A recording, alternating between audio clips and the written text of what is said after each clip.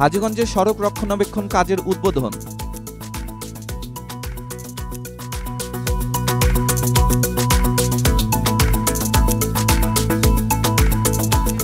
চাঁদপুরে লক্ষ্মীপুর হাজীগঞ্জ রামগঞ্জ সড়কের হাজীগঞ্জ অংশের 12 কোটি 29 লাখ টাকা ব্যয়ে 10 কিলোমিটার সড়কের রক্ষণাবেক্ষণ কাজের উদ্বোধন করা হয়েছে।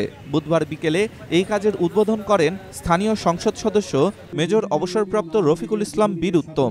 এ সময় তিনি বলেন, এলিভেটেড এক্সপ্রেসওয়ের মতোই হাজীগঞ্জে নির্মাণ হবে বাইপাস সড়ক। হাজীগঞ্জ বাজারকে যানজটমুক্ত রাখতে কচুয়া হাজীগঞ্জ সড়কের বদরপুর থেকে শুরু হয়ে ওয়ারুক গিয়ে চাঁদপুর কুমিল্লা আঞ্চলিক মহাসড়কে এ সড়কটি মিলিত হবে। মেজর রফিক বলেন, এলিভেটেড এক্সপ্রেসওয়ের মতো সড়ক নির্মাণ করলে খরচ কম হবে এবং কৃষি উৎপাদনও ব্যাহত হবে না। এজন্যই এ প্রকল্পটি হাতে নেওয়া হয়েছে।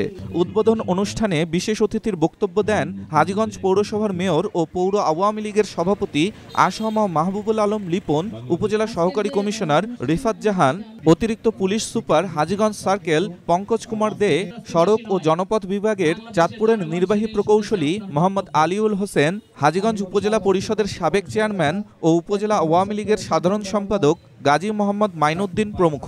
এ সময় হাজীগঞ্জ উপজেলা ও পৌরসভার আওয়ামী লীগ ও অঙ্গ সংগঠনের নেতৃবৃন্দ এবং পৌর কাউন্সিলররা উপস্থিত ছিলেন।